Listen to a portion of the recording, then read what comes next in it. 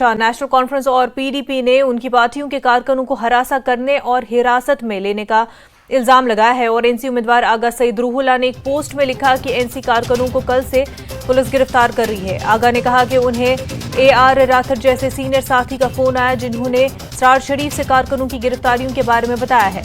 उन्होंने कहा कि खान साहब और चाडोरा के साथियों की भी इसी तरह की कॉलें आई हैं। आगा ने कहा कि वो एनसी कारकुनों और पीडीपी के कारकुनों की भी फौरी रिहाई चाहते हैं। पीडीपी उम्मीदवार वहीदुर रहमान पर्रा ने लिखा कि माजी में कश्मीर ने अलहदगी पसंदों के कहने पर बाइकआउट का तजुर्बा किया है, लेकिन आज इसी तरह के मंजर का मुशाहिदा किया जा रहा है और ADGP रैंक के एक IPS अफसर मुबैना तौर पर एहलकारों की हिदायत दे रहे हैं कि वो पीडीपी कारकुनों को हिरासत में लेकर और हरासा करके पोलिंग की शरह को कम करें। वहीद का कहना है कि इस तरह की कार्रवाइयां भारत के नहीं मुल्क दुश्मन अनासर के मफादात की तकमील करती है। उन्होंने लिखा कि वो इलेक्शन कमीशन ऑफ इंडिया से राब्ता कर रहे हैं कि वो फौरी तौर पर उस एहलकार को उसके हसास मकाम से हटाए। उधर नेशनल कॉन्फ्रेंस के तर्जुमान इफरा जान ने इल्जाम लगाया कि वस्ती कश्मीर में कारकुनों को हिरासत में लिया जा रहा है।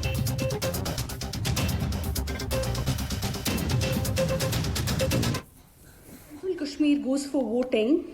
We've been receiving reports since yesterday of dozens of our workers who've been arrested, who've been detained, who are getting called to police stations, and we also have received details where police is on a hunt for our workers. In one of the constituencies, we have reports that 27 of our workers have been detained. We have more names of the workers I can read. Of course, we are writing to the Election Commission of India, giving names of all these workers. Other workers in other areas are getting calls from their respective stations saying that you have to report within 15 minutes. Some areas in Khanmu, for example, in Khanmu area, the workers are getting calls and they're getting told that if you are an election agent, polling agent, you have to report to the station within 15 minutes. Please tell me, for heaven's sake, why do you have to conduct an election? I would like to ask the Election Commission of India, why conduct an election? Just say, all you have to say is that you proxy B team, C team, proxy parties are winning, and that's all you have to do. If you are not allowing one political party to work, if you're en masse detaining, arresting workers of political party, if you're scaring everybody, if you're causing panic in voters and workers only of one opposition political party, why do you have to conduct an election? Just say we decided not to conduct an election and we've decided the proxy parties of the BJP are winning. It's an absolute shame for those who are doing it. It's an absolute shame for the administration. It's an absolute shame on the part of the BJP government that says that they are committed to free and fair election. It's an absolute shame on the part of ECI because we've been constantly tagging the ECI and it's not doing anything.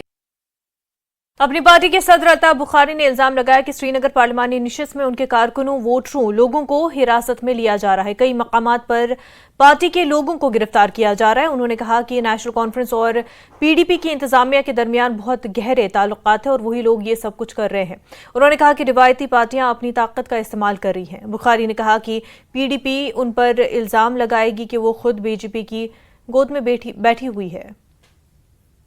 देखिए साहब, आप जाइए और थानों में, आप तो media हो, इंडिपेंडेंट हो, आप जाइए देखिए थानों में किसके वर्कर बांधे हैं। जाइए ना, मैं आपको कहता हूं, आप जाइए थानों में देखिए किसके वर्कर बांधे हैं। अगर कोई आज कहता है ये पीडीपी का वर्कर है, वो तो आज मेरा वर्कर है। पीडीपी कहां है जमीन पे है कहीं? ये तो खुद कहती हैं पीडीपी से लोग अपनी पार्टी में बने, तो वर्कर भी तो हमारा ही है। वो कहां पीडीपी का वर्कर रहा? उसको इस नाते उठा रहे हैं कि नहीं जनाब ये अपनी पार्टी के साथ क्यों गया। यहाँ खान साहब में ओपन गुंडागर्दी चल रही है। यहाँ हमारे एजेंट्स को थ्रेटन किया जा रहा है कि लाश आपकी भेज देंगे जो अगर पोलिंग स्टेशन पे आए। क्या गुंडागर्दी का राज है? यहाँ कल आपने देखा होगा पीडीपी की चीफ क्या कह रही हैं, किसके वहां पे कह रही हैं। उनको लगता है हमारे पास जबान नहीं है। नाम ले लूं कहां पर किस अफसर से बात कर रही हैं, रिकॉर्डिंग सुनाऊं? कुछ नहीं कह रहे हैं law and order, law and order, law and order. क्या लॉ एंड ऑर्डर में कहीं कोई प्रॉब्लम है? किस जगह लॉ एंड ऑर्डर में प्रॉब्लम है? यहां तो लोग अमन पसंद लोग हैं, हर जगह ऐसा ही करवा रही हैं। दोनों लोग लगे हुए हैं इसी इसमें लगे हुए हैं। क्यों? जो जिनको परमिशंस देने हैं या नहीं देने, वो तो इन्हीं लोगों को देने हैं जो एडमिनिस्ट्रेशन में, इन लोगों से। क्यों? यहाँ तो 70 साल से नेशनल कॉन्फ्रेंस और पीडीपी यही दो जमातें रही हैं। तो अगर कोई सरकारी नौकरी में कुर्सी पे बैठा हुआ वो तो यही लोग हैं। वैसे श्रीनगर माजी में काफी हसास रहा है और इस इलाके में अलहदगी पसंद लीडर मोहम्मद यासीन मलिक का भी घर है, मगर अब यहां भी हालात काफी बेहतर है और मामूल की चहल पहल जारी है।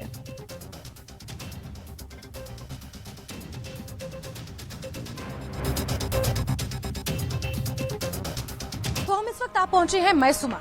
ये वो इलाका है जहां से यासीन मलिक ताल्लुक रखता है।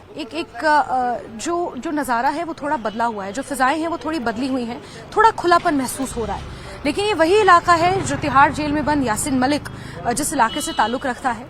और आप देख सकते हैं चारों तरफ ये वो पुराने इलाके, ये वो इलाके हैं जहां कश्मीर के इतिहास को जिन इलाकों ने बदलते हुए देखा है, तो ये बेहद ही संवेदनशील इलाके माने जाते थे।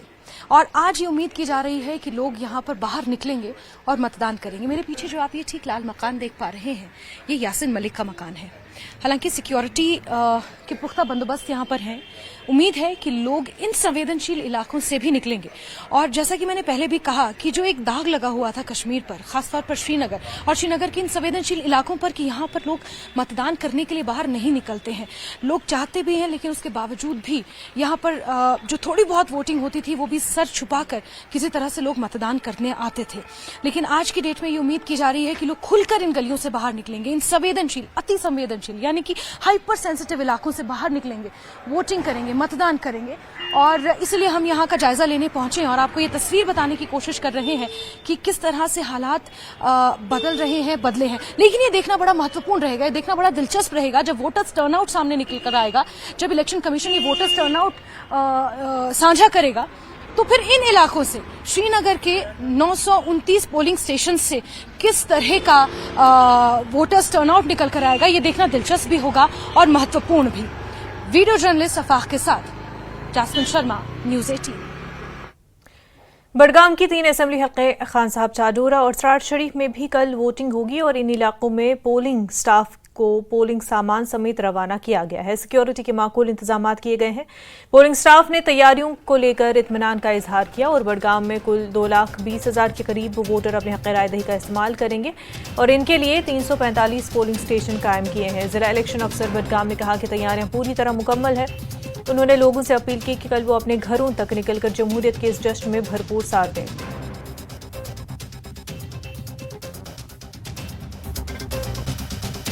अभी तक अच्छे इंतजाम अभी तक रहे। हम जब यहाँ आए तो अच्छी तरह से हमने पहली बार इलेक्शन में देखा कि इस तरह इलेक्शन मटेरियल दिया गया है, चेक करके दिया गया है, एक एक करके।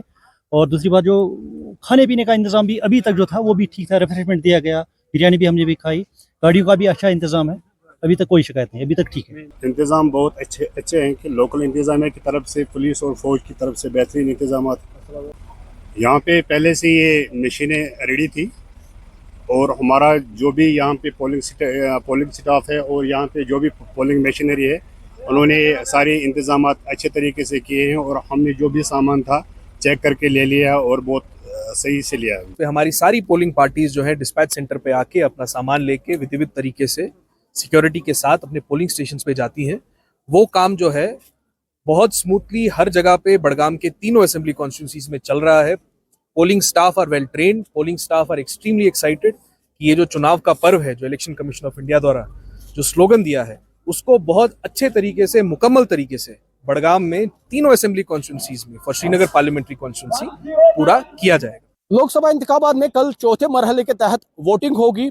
जम्मू कश्मीर में भी श्रीनगर सीट पर कल वोटिंग होगी और हम अभी खान साहब बडगाम में मौजूद है। यहाँ पर आप देखिए पोलिंग स्टाफ पोलिंग मटेरियल के साथ उनको अपने पोलिंग स्टेशन पर रवाना किया जा रहा है। सख्त सिक्योरिटी के बीच में ये लोग अपने पोलिंग स्टेशन पर रवाना हो रहे हैं, क्योंकि आपको पता है अभी तक 3 मरहले हुए लोकसभा इंतखाबात में और कल चौथा मरहला है। श्रीनगर पार्लिमानी सीट पर कल वोट डाले जाएंगे और आपने ये भी महसूस किया होगा कैंपेनिंग में लोगों का काफी जोश दिखा और ये तवक्को की जा सकती है कल भारी तादाद में लोग निकल कर आएंगे जो अपने हक राय दही का इस्तेमाल करेंगे। यहाँ पर आपको फिर से ये विजुअल्स दिखाएंगे क्योंकि यहाँ पर खान साहिब डिग्री कॉलेज खान साहिब में हम मौजूद हैं।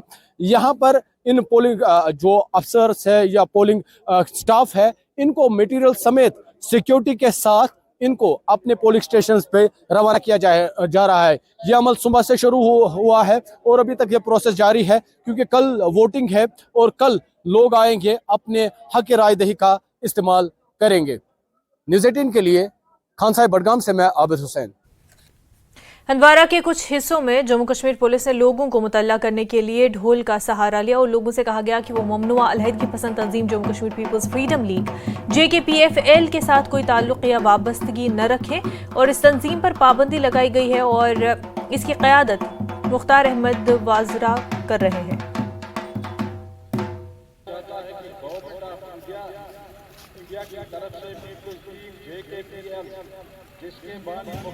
खबरों का सिलसिला जारी रहेगा लेकिन उससे पहले एक छोटा सा ब्रेक।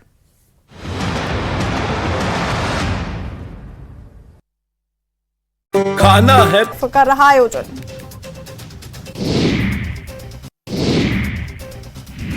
रायपुर में सड़कों पर बेलगाम बाइकर्स चलती बाइक पर खड़े होकर स्टंटबाजी का वीडियो आया सामने। जशपुर में तेज रफ्तार 4 गाड़ियां आपस में टकराई। बस, कार, मेटाडोर और ट्रेलर आपस में टकराए। हादसे में 6 लोगों को आई चोट। जांजगीर में वन विभाग की टीम ने की छापेमारी। पुलिस ने 75 लाख की इमारती लकड़ी और मशीन जब्त की। अवैध रूप से संचालित आरा मिल को किया गया सील। बिलासपुर में अटल आवास में चाकूबाजी की घटना। युवक और महिलाओं पर चाकू और लाठी बेल्ट से किया हमला। आपसी विवाद में हुई मारपीट। छिंदवाड़ा में रिंग रोड पर पिकअप और ट्रक की टक्कर में 3 तस्कर और 11 गायों की मौत। पुलिस प्रशासन जांच में जुटा। भोपाल में 3 युवकों के डूबने से मौत। घोड़ा पछाड़ डैम पर पार्टी मनाने गए थे 7 युवक। बिलखारिया क्षेत्र का मामला।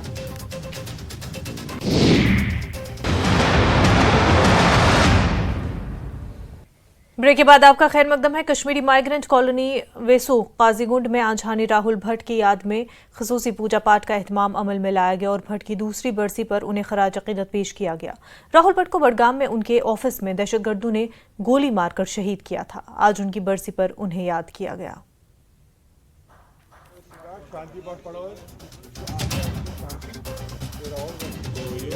आज 12 मई है 2022। 12 मई में को राहुल भट्ट शहीद हुए थे तहसील ऑफिस में बडगाम में और आज उनकी 2nd डेथ एनिवर्सरी है और आज हम सब ने श्रद्धांजलि दी और गीता पाठ किया। भगवान से प्रार्थना की उनकी आत्मा को शांति मिले और जो उनकी फैमिली को शक्ति प्रदान करे। और आज हमने इसी में ये इवेंट रखा हुआ था, उनकी श्रद्धांजलि का समारोह रखा था और ये हर किसी कैंप में है, चाहे जितने भी हमारे माइग्रेंट कैंप्स है, चाहे बडगाम है, बारामूला है, कुपवारा है, जम्मू है, हर जगह आज ये श्रद्धांजलि दी जा रही है। और हम ये भी चाहते हैं कि आगे ऐसा हादसा ना हो क्योंकि हमारे यूथ जो 30 साल बाद वापस वैली में आए हैं तो वो इसलिए नहीं आए हैं, वो नौकरी करने के लिए आए हैं क्योंकि हमारी मातृभूमि है, हम इसलिए यहाँ आए। खास मैसेज यही है, नफरत आपस में नहीं रखनी चाहिए क्योंकि जितना हम आपस में प्यार बांटेंगे हमें साइड से भी प्यार ही मिलेगा। शदीद गर्मी की लहर के पेश नज़र director health Jammu doctor Rakesh Malhotra ने पब्लिक हेल्थ एडवाइजरी के बारे में खुसूसी बात की और आवाम से अपील की कि वो हीट स्ट्रोक से बचने के लिए डायरेक्टोरेट की तरफ से जारी करदा गाइडलाइंस पर अमल करें। जैसे आप देख रहे हैं इस साल वैसे भी गर्मी जल्दी शुरू होगी। इसके लिए स्पेशल हमारा एक प्रोग्राम है जिससे क्लाइमेटिक चेंज प्रोग्राम जो है वो ऑलरेडी एडवाइजरी भी जारी की है, पेपर में भी पब्लिश आपने भी देखा होगा। उसमें बीट द हीट इस तरह से प्रोग्राम हमने रखा कि लोगों को एडवाइजरी की है कि आप घर से ज़्यादा बाहर ना निकले जब तक ज़रूरी ना हो। जैसे कोरोना में हमने कुछ हिदायतें दी थी, वैसे ही हीट से बचने के लिए भी खासकर मैदानी इलाकों में तो उसको पानी की बोतल साथ में रखनी है, सिर पे कवर रखना है, पानी ज़्यादा से ज़्यादा पीना है, साफ़ सुथरा पानी पीना है कि बीमार ना हो। उसके लिए जितने भी हॉस्पिटल हैं उनको ऑलरेडी हिदायत दे दी गई है कि IV फ्लूइड्स का special ward for such cases, साथ साथ में NHM के अंडर कुछ फंड्स हमारे पास आए हैं कि कूलिंग करने के लिए हमें स्पेशल हीट स्ट्रोक रूम जो बना रहे हैं, जैसे ऑलरेडी इमरजेंसी रूम्स हैं उसमें कुछ बॉडी बैग्स दे गए हम, जैसे कोरोना में होते थे। बर्फ़ का कुछ प्रोविज़न है, एसीज़ का कुछ प्रोविज़न है, कम से कम फ़ैन जो है वो वहाँ चलेगा। तो डेजिग्नेट कर दिए गए हैं कि in case of excessive heat stroke या हीट एग्जॉशन है, उसको कवर अप करने के लिए भी special at least 2 beds health centre में रखेंगे हम। IV फ्लूइड्स का, ORS का, जितने डायरिया की ट्रीटमेंट है उसका सारा प्रोविज़न रखेंगे। साथ साथ में हमने पंचायत लेवल पे भी जो हर एक सरपंच की पंचायत में ऑलरेडी एक कैपेसिटी बिल्डिंग कर दी है कि उनकी नज़र में अगर ऐसा कुछ आता है तो इवन पंचायत घर जैसे कोरोना में हमने खोले थे वो भी हम वहाँ खोलेंगे। जो सामान कोरोना के टाइम वहाँ था वो यूटिलाइज़ करेंगे विद जो भी उन ऐसी सारी चीज़ों को लेकर हमारी तैयारी ऑलरेडी चल रही है। पुंछ के मेंढर सब डिवीजन में हल्की बारिश के साथ बढ़ते हुए दर्जे हरारत में कमी आई है। महकमे मौसमियात ने आइंदा 24 घंटों के दौरान गरज चमक और तेज हवाओं की पेशेनगोई की है। 13 मई से लेकर 18 मई तक ज्यादातर खुश्क और धूप वाला मौसम मुतवक्के है।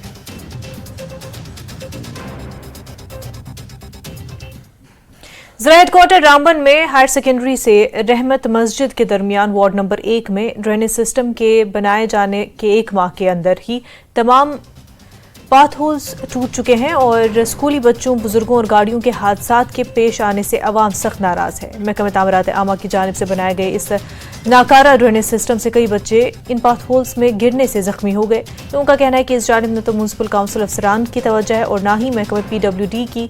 अवाम ने महकमे के खिलाफ सख्त बरहमी का इजहार करते हुए वार्ड नंबर 1 में ड्रेनेज सिस्टम के पाथ होल्स को बंद करने का मुतालबा किया है। अवाम ने नाकिस काम और मवाद के इस्तेमाल पर कार्रवाई का भी मुतालबा किया।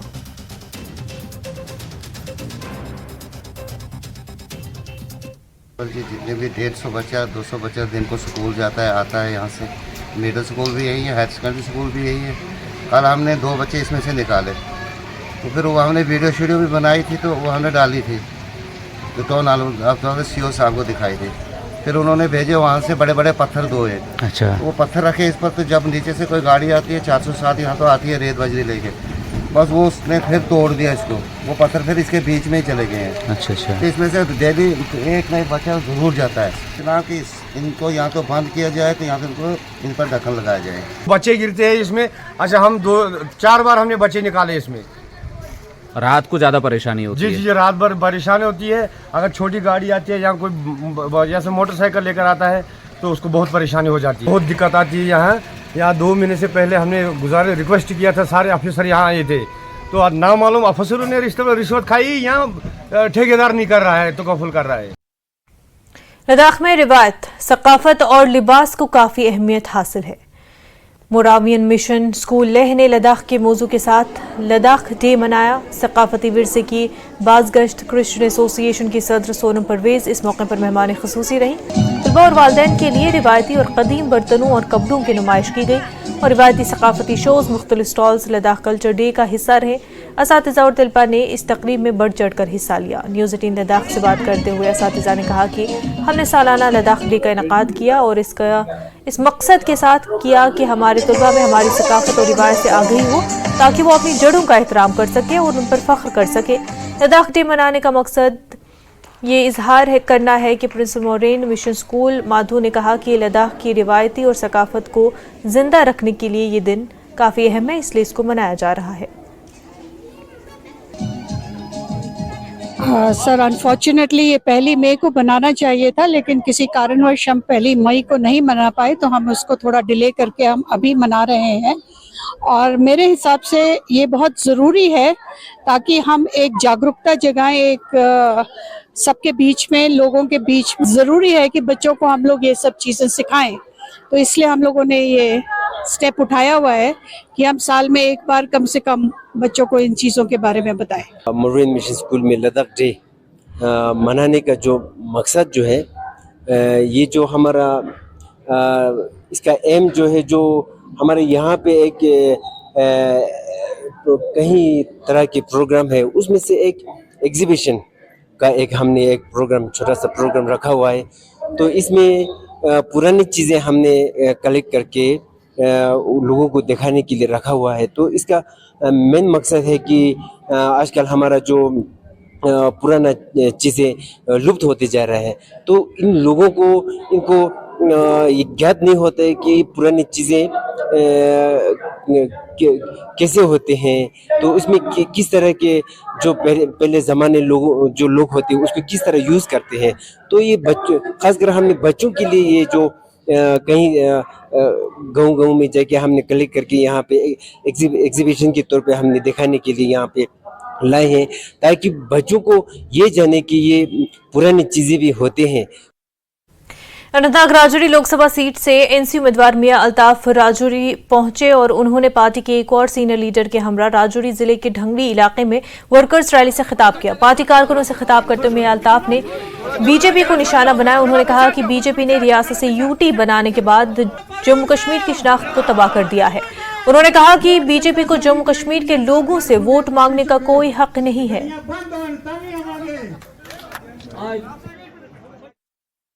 तो आज के इस इलेक्शन में बीजेपी को एक्सपेक्ट भी नहीं करना चाहिए जम्मू कश्मीर के लोगों से कि वो उनको वोट देंगे, इसलिए कि एक बहुत बड़ी रियासत महाराज के वक्त से थी, उसको पहली बार हिस्ट्री में एक इतनी बड़ी रियासत को यूनियन टेरिटरी बनाया गया। जुल्म भी करना हो तो कितना जुल्म करना हो। आप कहते थे कि हमारे एजेंडे में मंशूर में 370 खत्म। मरकजी वजीर किरण रिजिजू ने पद्म संस्कार में एक अवामी रैली से खिताब किया और बीजेपी उम्मीदवार ताशिक ग्यालसन और दीगर लीडरान और कारकुनान मौजूद थे। उन्होंने कहा कि जम्मू कश्मीर रियासत ने हमेशा लद्दाख को नजरअंदाज किया, लेकिन मोदी हुकूमत ने इसे यूटी बना दिया। उन्होंने कहा कि मोदी हुकूमत अक़लियतों समेत समाज के तमाम तबकात की तरक्की के लिए अपने पुरअज़्म है और वो मरकजी हुकूमत में बुधमत के पहले वजीर थे। उन्होंने कहा कि वो कबायली MP हैं जो मरकजी हुकूमत में पहले वजीर कानून हैं। ताशिक ग्यालसन ने कहा कि अगर वो 1 साल के अंदर लद्दाख के तहफ़्फ़ुज़ के मुतालबात को पूरा करने में नाकाम रहे तो वो MP सीट से दस्तबरदार हो जाएंगे। उन्होंने मुंतखब होने की सूरत में MP की हैसियत से 100 दिनों के अंदर ज़ंस्कार और नुब्रा को जिले का दर्जा देने की बात कही।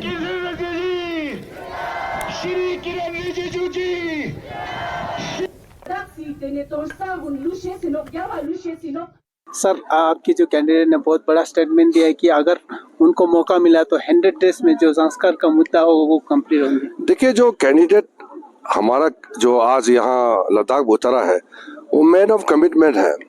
जो काम रह गया है, बाकी चीजें जो भी यहाँ के इंडिजिनस राइट्स के लिए, लद्दाख का पॉपुलेशन का सेफगार्ड्स के लिए, चाहे कारगिल का हो, चाहे लेह का हो, संस्कार कोई भी एरिया का हो, ये भारतीय जनता पार्टी ही करना है। आप एक पल के लिए सोचिए कि कांग्रेस MP बनेगा या कोई इंडिपेंडेंट MP बनेगा, वो सिर्फ भाषण नहीं दे सकते हैं, काम तो कर नहीं सकता है। काम तो भारतीय जनता पार्टी को ही करना है। इसलिए लोगों को ये बात बताना बहुत जरूरी है कि उसी को ही वोट देना है जो काम कर सकते हैं। सर, आपसे 2 स्टेटमेंट चाहते थे। आपने बड़ा स्टेटमेंट दे दिया कि 100 डेज में नुब्रा और संस्कार को डिस्ट्रिक्ट दिया जाएगा और 1 साल में जो लद्दाख की जो सेफगार्ड की इशू को रिजॉल्व करें। मुझे सबसे पहले तो अपने हमारे लीडर के ऊपर पूरा जो लीडरशिप है उनके ऊपर पूरा भरोसा है और ये मेरा पॉलिटिकल रेजोल्यूशन है, क्योंकि मुझे जो है यहाँ के लार्जर इंटरेस्ट के लिए काम करना है। इसी के लिए जो है लोग मुझे चुन के भेजेंगे, तो मुझे वो कमिटमेंट को पूरा करना है। तो मैं उसके लिए मेरा यही संकल्प है। इस नेशनल कॉन्फ्रेंस के नायब सदर उमर अब्दुल्ला ने कहा कि जम्मू कश्मीर की तबाही के लिए बीजेपी जिम्मेदार है। उन्होंने कहा कि अगर 5 अगस्त के फैसले के बाद बदलाव आया है तो फिर इलेक्शन में हिस्सा लेने में उन्हें किस बात का डर है। उन्होंने कहा कि इंजीनियर रशीद के इलेक्शन लड़ने में NC को कोई परेशानी नहीं है। उन्होंने कहा कि सरकार को इंजीनियर रशीद को रिहा करना चाहिए। उमर ने कहा कि वो उम्मीद करते हैं कि असेंबली इलेक्शन मुकर्ररा वक्त पर होंगे। इसके पीछे छुप के इलेक्शन लड़ने की क्या जरूरत पड़ी? उनको अपना उम्मीदवार उतारना चाहिए था, फिर तो हम अपनी शायद जमानत खो जाते। हमें कौन वोट देता अगर बीजेपी का उम्मीदवार मैदान में होता, क्योंकि यहाँ इतना बदलाव आया है, इतनी तरक्की आई है। मुझे 4 दिन हो गए सौगाम में रहे हुए, मुश्किल से कल रात को मैंने बिजली देखी, क्योंकि बार बार मैंने तकरीरों में बिजली का जिक्र किया तो शर्मिंदा होकर आज इन्होंने लाइट छोड़ी, नहीं तो 3 दिन जो है लगातार सौगाम में मैंने कोई बिजली नहीं देखी। बाकी यहाँ का हाल हम सब जानते हैं। कल मैं केरन से होके आया, सड़क की हालत, मेरी गाड़ी जो है वो मुझे मालूम है मेरी गाड़ी पे क्या गुजरी। वहाँ मोबाइल फोन का टावर है, टावर का सिग्नल दिखता है लेकिन मोबाइल फोन चलते नहीं है।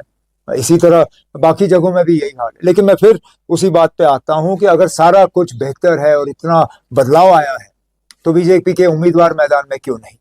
क्योंकि अगर बीजेपी के उम्मीदवार मैदान में होते उनकी जमानत नहीं बचती। अब जहां तक आपने बाकी मुल्क की बात की, बाकी मुल्क को फैसला करने दीजिए, 4 जून को नतीजा पता चले। न्यूज अपडेट एट 4 में फिलहाल इतना ही। पर आप बने रहे न्यूज 18 जम्मू कश्मीर लद्दाख हिमाचल के साथ। आदाब।